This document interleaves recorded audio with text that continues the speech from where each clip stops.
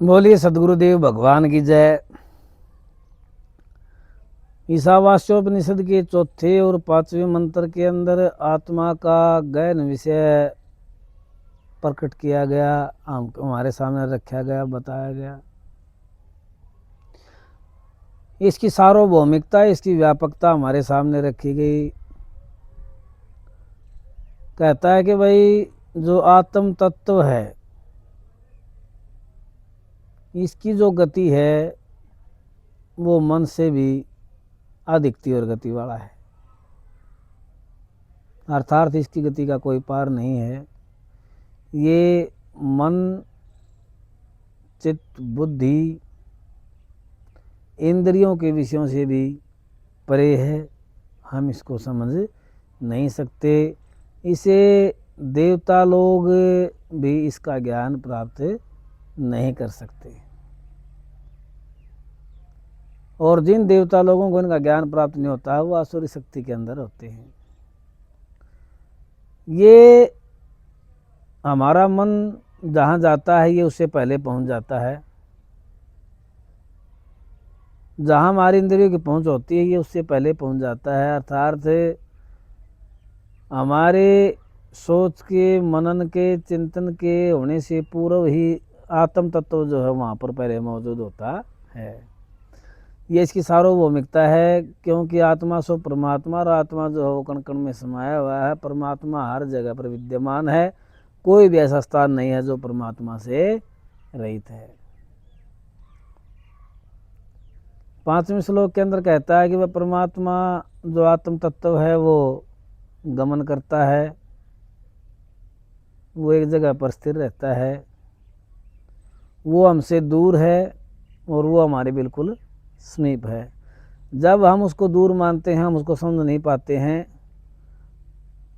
वो लोमड़ी वाली कहावत आपने सुनी होगी कि वह अंगूर खट्टे हैं। जब हम किसी कार्य को करते हैं और उसको में सफलता नहीं प्राप्त कर पाते हैं तो तब हमारे अंदर ऐसी भावनाएं आती हैं कि वह परमात्मा है ही नहीं, जबकि हम उसमें विफल हो जाते हैं। इसलिए यह कहता है कि वह परमात्मा चलता है, परमात्मा नहीं चलता है। परमात्मा एक स्थान पर विराजमान रहता है, और एक स्थान पर विराजमान रहने से वह कण कण में समाया हुआ, अर्थात पूरा ब्रह्मांड, पूरी सृष्टि उस परमात्मा के अंदर ही समाई हुई है। हमें ऐसा मानना चाहिए। जो विषय गोचर नहीं है, इंद्रिय गोचर नहीं है, जो बुद्धि गोचर नहीं है, जो बुद्धि से भी परे है, परात पर स ब्रह्म, जो परे से भी परे है, जो इंद्रिय आदि विषयों से भी परे है, हम उसको ब्रह्म कहते हैं। जो केवल सत्य का ठिकाना, सत्यात नास्ति परम पदम, सत्य से परे कोई भी पद नहीं है। अर्थात हमें सत्य की पालना करनी चाहिए। यदि परमपिता परमात्मा को हमने जानना है तो इस झूठे व्यवहार को छोड़ करके, सांसारिक मोह ममता को छोड़ करके, और केवल परमात्मा का यदि हम भजन करते हैं तो हम उसकी गति को पहचान पाते हैं। अन्यथा बड़े से बड़े विद्वान, बुद्धिजीव, तपस्वी, हठ योग करने वाले बड़े से बड़े महात्मा भी निष्फल हो जाते हैं, क्योंकि लिखा है कि वह चलता है, वह नहीं चलता है, वह हमारे पास है, वह हमसे दूर है। तो हम कौन सी स्थिति को स्वीकार करें, कौन सी स्थिति को हम माने, कि हम परमात्मा को किस अवस्था में माने।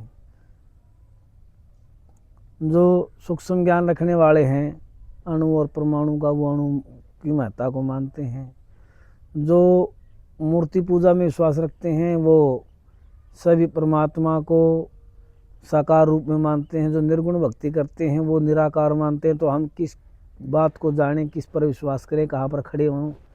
जब हम हमारे ऊपर विश्वास करते हैं और हमारे मन की दशा को परमात्मा की दशा में लेकर के जाते हैं, सदगुरु के उपदेश से भजन भक्ति करते हैं, और शास्त्रों के अंदर विश्वास रखते हैं, शास्त्रों का ज्ञान अध्ययन करते हैं, तब जा कर के कहीं हमारी बुद्धि परमात्मा के चरणों में लगती है, और तब जा कर के कहीं साक्षात्कार होता है। इसीलिए व्यर्थ के प्रलाप से, पाखंड से, ढोंग से बचते हुए निरंतर अपने मन चित्त बुद्धि को परमात्मा में लगाएं, जिससे प्रभु आपका कल्याण करे। प्रभु हर जगह विद्यमान है, उसकी जो गति है वो कोई पहचान नहीं सकता। यदि हमारा भाव निर्मल है, हम उससे जानना चाहते हैं, उसको पहचानना चाहते हैं, उसको मानते हैं, तो अवश्य ही वो हमारे सामने प्रकट होते हैं। निर्मल भाव, शुद्ध भाव, प्रेम रखिए और शास्त्रों के प्रति, ग्रंथों के प्रति, वेदों के प्रति अपनी श्रद्धा रखिए, वचनों की अनुपालना कीजिए, धर्म का निर्वहन कीजिए, जिससे आपका कल्याण हो।